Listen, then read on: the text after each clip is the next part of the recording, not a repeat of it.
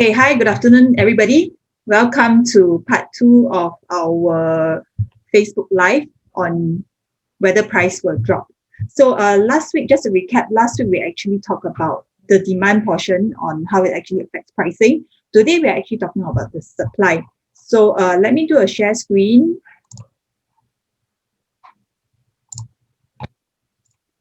Okay.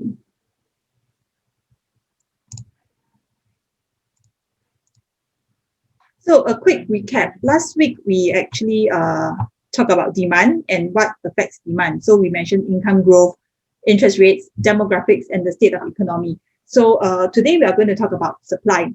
So what actually affects supply, and hopefully by the end of the session you are able to interlink uh, these two sets of data and see how it actually affects pricing moving forward. So what affects supply? So of course, we are talking about land supply here and then the take-up rate.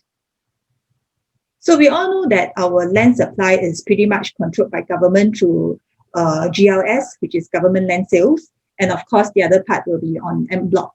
So this is pre-COVID announcement during December 2019. These are the proposed GLS sites. So altogether, including EC, we are talking about 1,700 over units, and they are the estimated launch date for this to be open for tender will be in April, May, and June timeframe.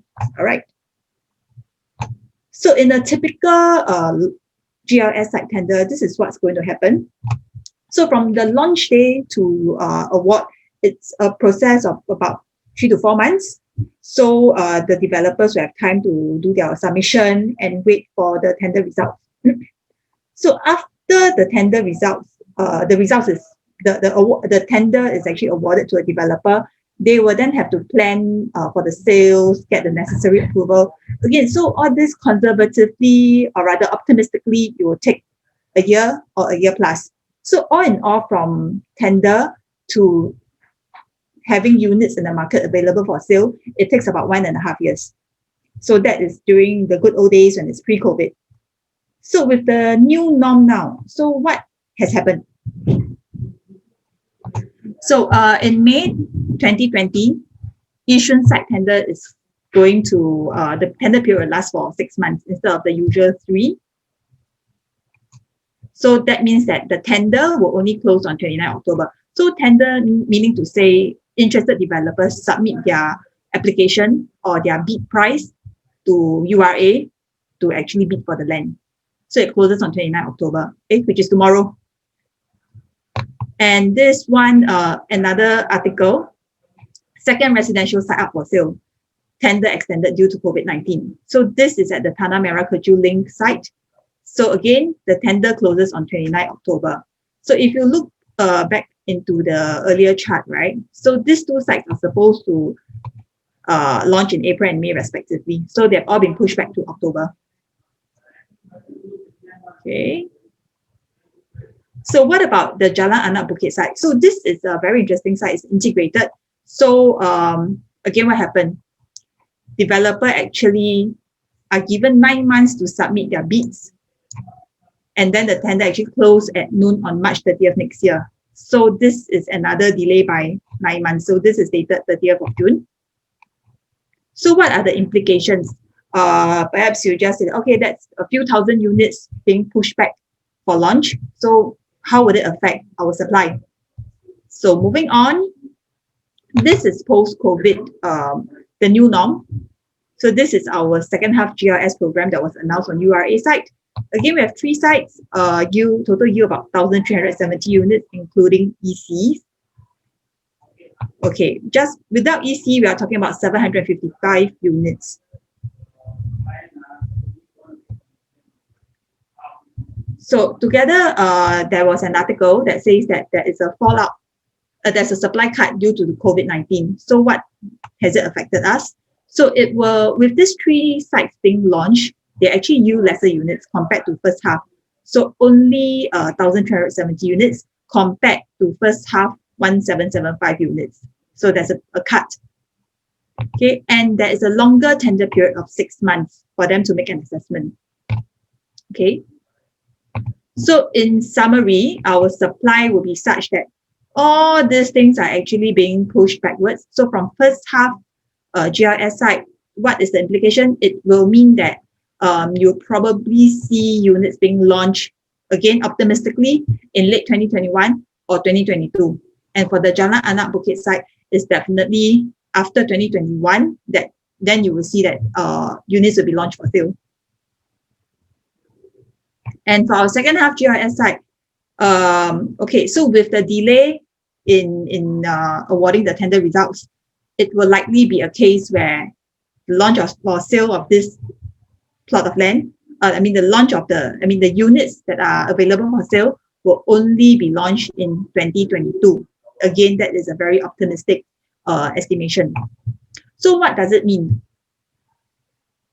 So we are only having less than 2,000 units, excluding EC, in the pipeline that is expected to launch towards 2022, which means 2021, what we will have in the market in 2021, it will be based on land that has already been bidded last year.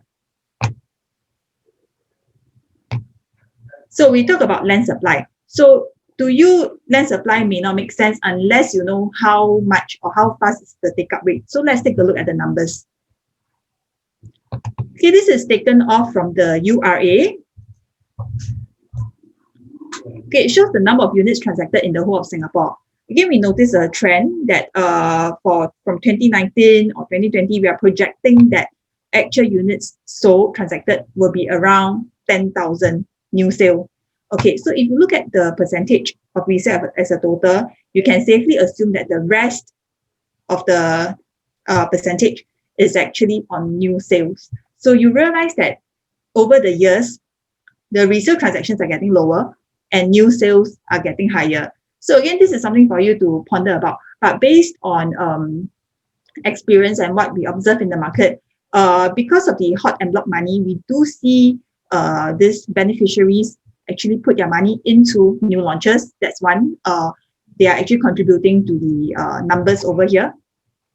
And of course, we're also talking about a lot of upgraders, which again, we illustrated last week, that a lot are actually moving on from HDB to private. So that's the take-up rate. So on average, we are talking about maybe 800 or even to 900 per month that is being transacted. So this chart, I just want to illustrate that there is a period where we actually went through en bloc bloom and also strong GLS, specifically in 2 time frames. So something for you to wonder as well. So what triggers a developer to start looking for more land? When do they need to start replenishing their land bank? So you also need to bear in mind that with the ABSD imposed on developers, it actually discourages land hoarding. So there must be some reasons why developer want to buy land at this juncture. And again, if you look back into history, each land bid is actually higher than the previous during the previous boom. So let's take a look at this chart. This is actually from URA selling, showing you the stock of our private housing. The one in blue is actually the uncompleted unsold units. All right. So at the end of 2019, we have about 30,000 plus units in the market. And then, okay. So if you look at this chart here, back in around from 2010, perhaps second quarter onwards, all the way to 2012, we actually see an influx of land supply. All right.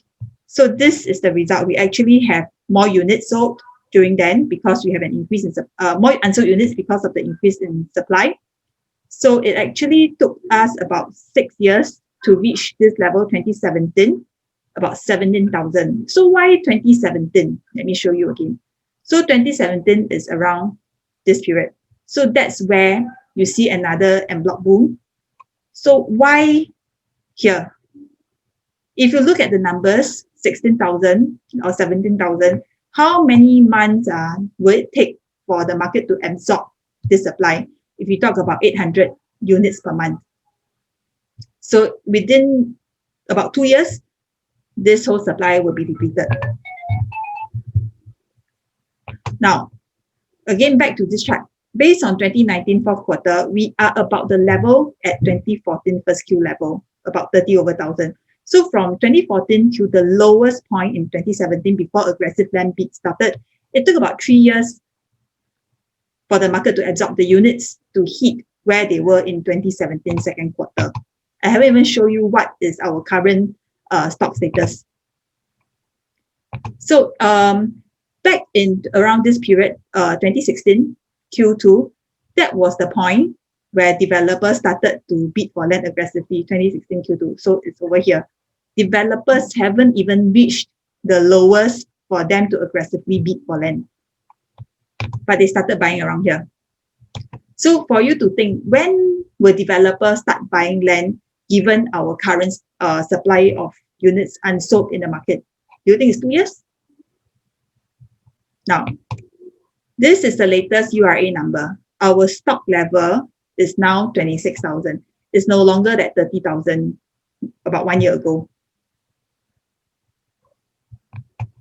Okay. So again, 2019, if you look at recent charts, 2019 is the peak at where our stock is. And then this is our level right now, Q3 2020. So we are still about, this perhaps another 6,000 odd units from the 2016 level where developers started to acquire land. Okay. And we are, still a few quarters away before the buying frenzy will start. So this is for you to ponder about. Are we at a situation where the developers will be aggressively bidding for land? Or do you think they will wait for supply to sell and then they start the frantic buying again? So think about it and, form an assessment for yourself whether you think supply will increase or supply will reduce, or what will happen during the next land bid. Will it actually be higher than what was seen in the recent craze, or should it be higher? So that's for you to take away. So last week we discussed that the demand is real and genuine based on the statistics and demographics. So supply, how far are we from this 16 to 17,000 unsold units? So what is the future of our landed price? And if you were to think further ahead, what about construction costs? So all this will be factors affecting the pricing. So if you think that price is high now, what will be the direction of the price in future? So should you still wait for price to drop? So if you missed the earlier session when we talked about demand, you may want to visit the link here, bit.ly/P1 will price drop. All right, or you can scan this QR code.